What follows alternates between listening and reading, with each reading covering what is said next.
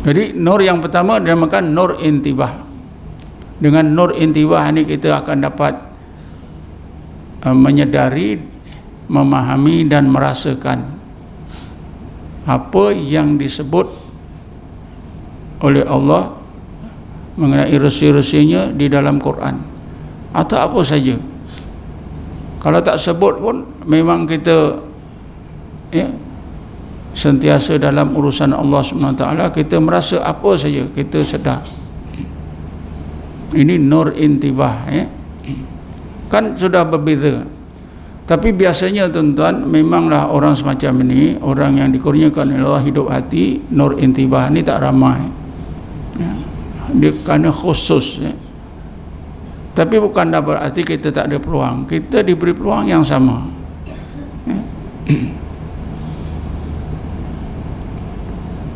Bila kita sudah diberi cahaya yang pertama ini, kata Ibn Attallah, Allah Ta'ala akan tingkatkan lagi, akan kurniakan cahaya yang lebih baik. Inilah yang disebut oleh beliau seterusnya, awrada alaikal warida liyatasallamaka min yadil aghyar wa yukharriruka min rikil asar. Ini cahaya yang kedua. Cahaya yang kedua ni lebih hebat, lebih terang berbanding dengan cahaya yang pertama. Allah limpahkan cahaya dalam hati anda. Cahaya yang kedua ni diistilahkan dengan nur iqbal. Nur iqbal, arti iqbal ni macam maju ke depan, bersifat positif, tidak ada undur ke belakang. Dengan Allah itu sangat positif. Bila dapat nur yang kedua ni, kata Ibn Attallah, liyatasallamaka min yadil aghyar. Zahir dan batin kita ini diselamatkan daripada pengaruh makhluk. Maknanya kita hidup ini tidak dipengaruhi oleh makhluk. Kan kita selalu diberitahu apa saja perkara boleh mempengaruhi hati kita, apa saja, yang kecil yang besar.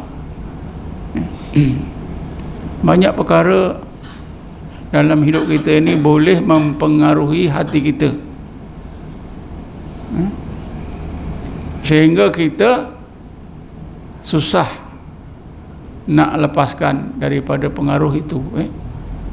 Katalah kalau yang terkenalnya pengaruh harta, kekayaan, sehingga yang kecil-kecil pun boleh mempengaruhi hati kita, yang kecil-kecil.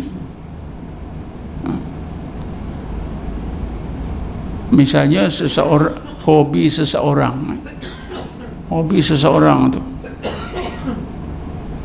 macam-macam, 1001 macam. Kadang-kadang hobi seorang itu tak terfikir kita. Kalau ahli muzik, muziknya lah. Kalau ahli sastra, sastranya lah.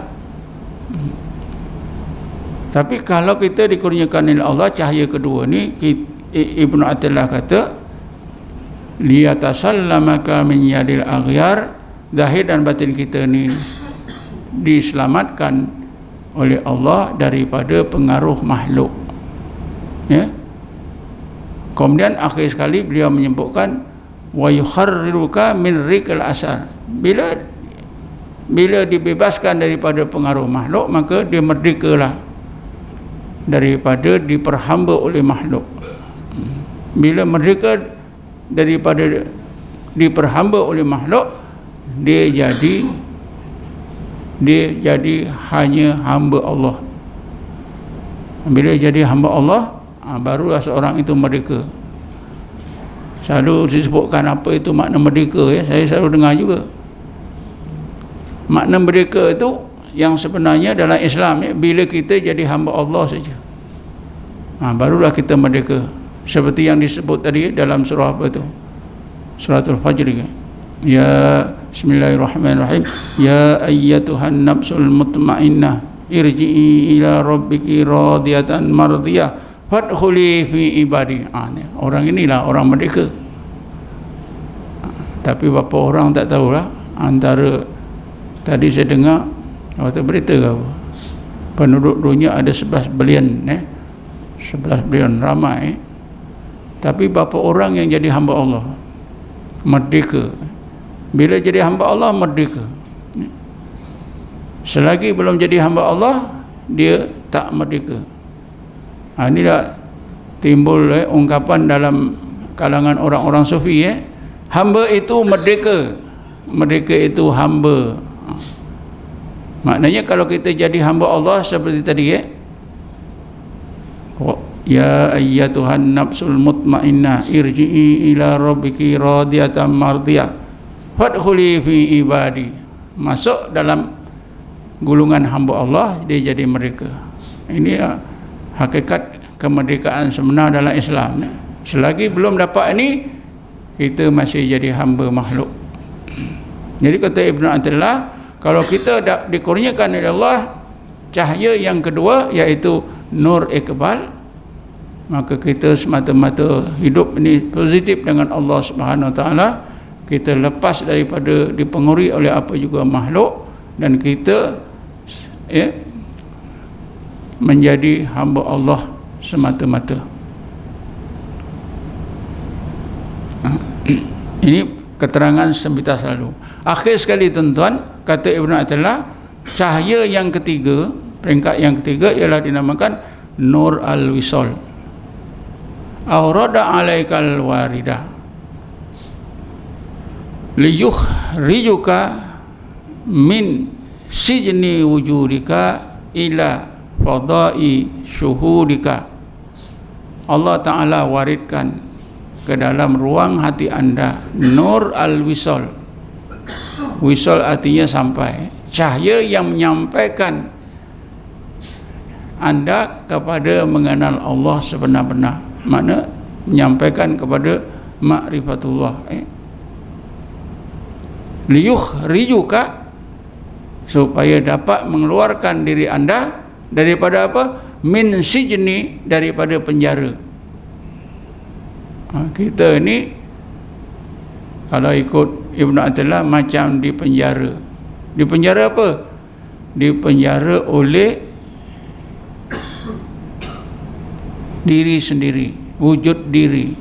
Tapi bukan wujud saja, perbuatan diri. Kan kita bila kita bercakap, kita rasa bercakap, itu penjara. Bila kita rasa kita mendengar, itu penjara. Bila kita rasa kita melihat, itu penjara. Bila kita rasa kita ni ada, itu penjara.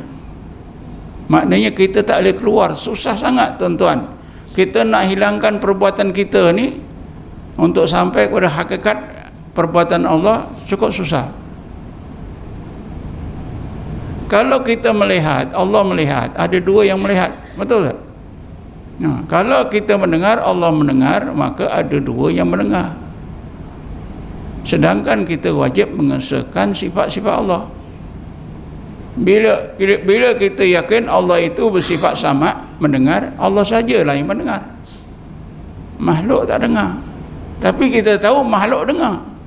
Gajah pun dengar.